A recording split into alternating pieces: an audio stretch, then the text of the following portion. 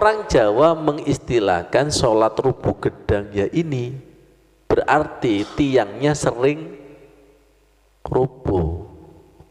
Imam ruku sekedar ikut ruku, imam sujud ikut sujud. Dan ingat bahwa setan itu berusaha untuk merubuhkan dari segala penjuru.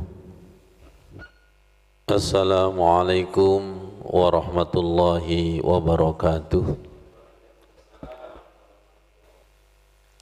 Ad-du'a'u silahul mu'min. Doa itu pedangnya orang yang beriman. Wa imaduddin, dan tiangnya agama. Wa nurus samawati wal ard, dan cahayanya langit dan bumi.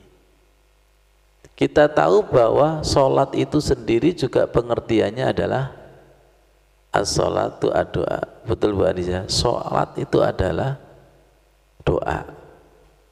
Dan di sini kita juga ketemu as-sholatu imaduddin. Doa juga imaduddin. Makanya bangunan itu tidak akan bisa tegak kalau tidak ada imadun, tidak ada tiang, tidak ada tembok. Kemudian kami dipahamkan dari kata silahun, pedang itu kalau kepingin tajam harus diasah, dan ngasahnya itu harus ditekan berkali-kali dan ditekan sampai nanti mengkilat dan tajam.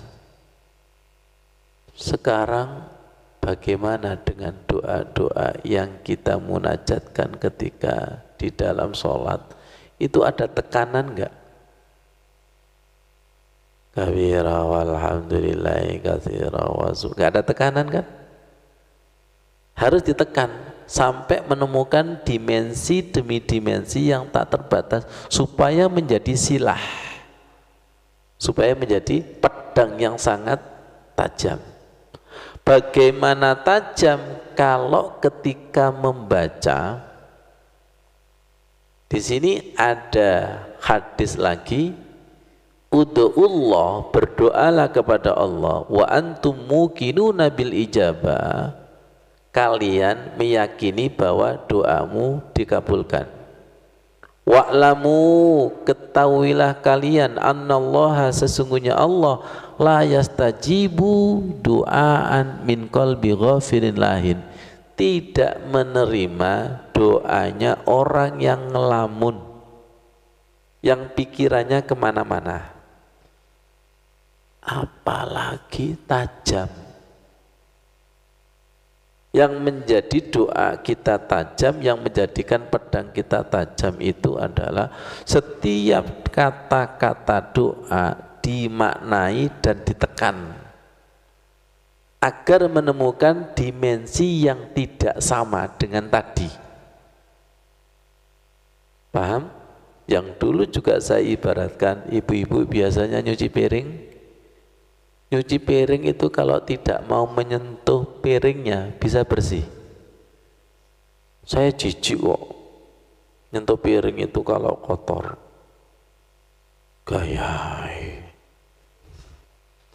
Nyuci piring itu harus disentuh, betul, dan harus ditekan, dan tekanannya itu berkali-kali. Lihat, tawaf juga begini, sa'i ini juga begini, Al-Fatihah itu juga begini.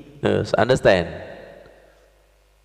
Al-Fatihah kata alhamdulillahirabbil alamin. Itu bukan Al-Fatihah yang tajam, tapi ketul. Tahu ketul? Gak landap. Dan tidak tanggung-tanggung bahwa doa-doa sholat dan doa itu nurus samawati wal ard.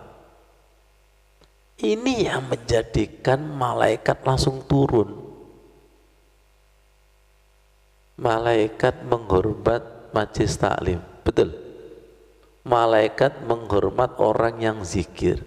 Malaikat menghormat orang yang sholat, betul-betul sholat. Kenapa?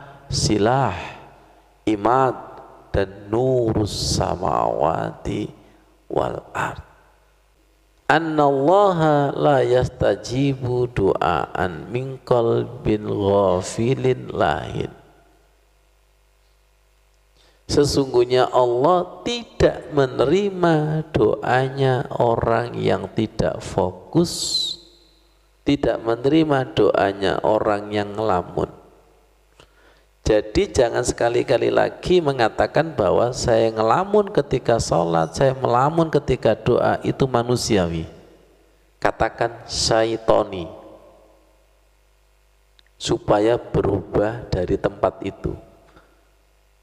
Jangan sampai kita ini salah tapi mencari pasal pendukung.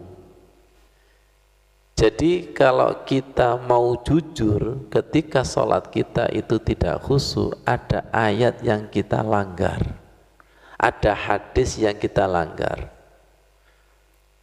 Ada 3 poin: doa pedang, doa tiang, doa cahaya. Nah, kita sholat ini mulai balik sampai sekarang kok enggak ahli-ahli karena tidak niat. Tidak niat. Kalau betul-betul niat, gerakan itu diasah seperti pedang. Bacaan doa diasah seperti pedang, pasti semakin tajam.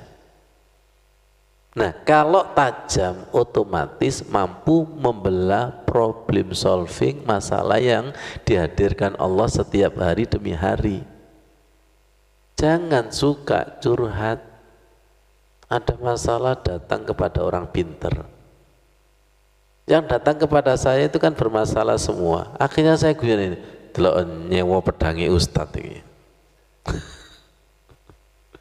Atau dia dalam keadaan kegelapan minta cahaya. Terima kasih ya Ustadz ya pencerahannya. PLN.